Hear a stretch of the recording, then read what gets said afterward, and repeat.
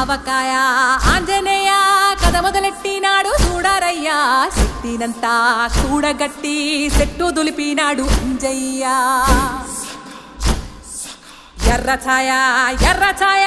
కోతి అవతార వెంటమాయ కత్తి సేత పట్టకుండా కాయ కోసినాడు కపిలయ్య